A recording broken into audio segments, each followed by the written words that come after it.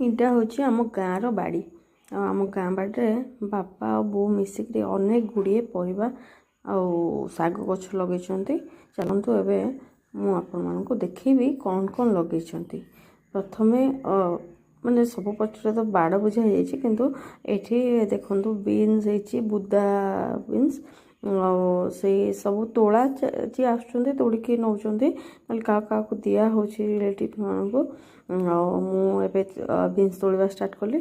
ଆଉ ପାଖାପାଖି ଯେତିକି ବିନ୍ସ ଥିଲା ସବୁଯାକ ପ୍ରାୟ ମୁଁ ତୋଳିଦେଲି। ଆଉ ତୋଳିଲା ପରେ ପାଖରେ ଅନେକ ଗୁଡ଼ିଏ ସବୁ ମିଶେଇ ମାସେଇ ଗଛ ଲଗା ହେଇଛି। ଆଉ ଏଥିରେ କୌଣସି ପ୍ରକାର ସାର ପ୍ରୟୋଗ କରାଯାଇ ନାହିଁ, କିନ୍ତୁ ଏତେ ମାତ୍ରାରେ ହେଉଛି ଯେ ସେଟାକୁ ଘରେ ସବୁବେଳେ ଏକା ମାନେ ସେମାନେ ଖାଇବା ପସିବୁଲ୍ ହେଉନାହିଁ। ଘରେ ବି କେତେ ଖାଇବୁ, ତେଣୁ ଯେତିକି ବିନ୍ ହେଇଛି ଦେଖନ୍ତୁ, ବିନ୍ ଶାଗ ଆଉ ପାଖାପାଖି ଏଠି ହେଇଛି ଯେଉଁ ଏଇ ଶାଗ ପାଳଙ୍ଗ ଶାଗ ବି ହେଇଛି, ବଡ଼ ବଡ଼ ହେଇଗଲାଣି। ଆଉ ଏପଟେ ଦେଖନ୍ତୁ ମୂଳା ଶାଗ, ଆଉ ଏଠି ହେଇଛି ଦେଖନ୍ତୁ ଖଡ଼ା। ଆଉ ଏଇଟା ଆମ ଅମୃତଭଣ୍ଡାର, ଏଇଟା ନୂଆ ଗଛଟା ଅମୃତଭଣ୍ଡାର। ଖଡ଼ା ଗୁଡ଼ା ଦେଖନ୍ତୁ ତାର ମାନେ ସରିବା ହେଲାଣି।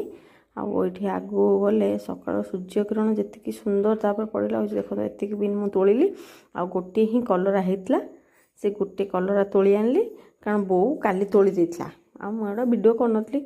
ଏଇଠି ଗୋଟିଏ ଦେଖନ୍ତୁ ହେଇଛି ବାଇଗଣ ହେଇଛି, ତୋଳା ହେଇଗଲାଣି। ଅଧ କିଲୋ ପାଖାପାଖି ବାଇଗଣ ଏଥିରୁ ବାହାରିଛି। ଏଠି ମେଥି ଶାଗ ହେଇଛି। ମେଥି ଶାଗ ଦେଖନ୍ତୁ ସବୁ ପୋକ ଖାଇଗଲା, କିନ୍ତୁ ଭଲ ହେଇଛି। ଆଉ ଏଇଟା ଆମ ଧନିଆ ଗଛ, ଧନିଆ ହେଇଛି। ଆଉ ପାଖରେ ଲଗା ହେଇଛି ପିଆଜ।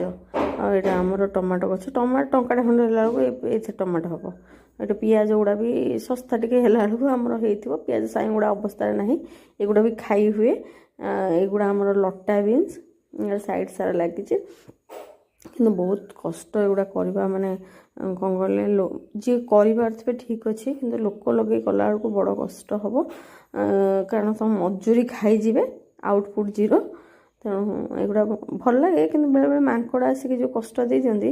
ଏଠି ଅଦା ଗଛ ହେଇଛି ଦେଖନ୍ତୁ, ଗୋଟେ ଜାଗାରେ ଯଦି ଆଗରୁ ଏଠି ଏଇ ବାଟରେ ଅଦା ହେଉଥିଲା, ସବୁ ମିଶିବା। କୋବି ହେଇଛି ଦେଖନ୍ତୁ, ଛୋଟିଆ କୋବି।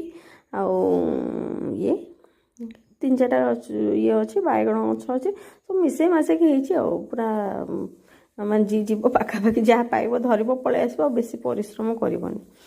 ବାଇଗଣ ଗଛ ଗୁଡ଼ା ଟିକେ ଆଉ ବଢ଼ିବା ପାଇଁ ସମୟ ଲାଗିବ, କିନ୍ତୁ ଠିକ୍ ଠାକ୍ ସେ ଚାଲିଛି। ଏଇଟା ଆମ ଅମୃତଭଣ୍ଡା ଗଛ, 3-4ଟା ଅମୃତଭଣ୍ଡା ଗଛ ଭଲ।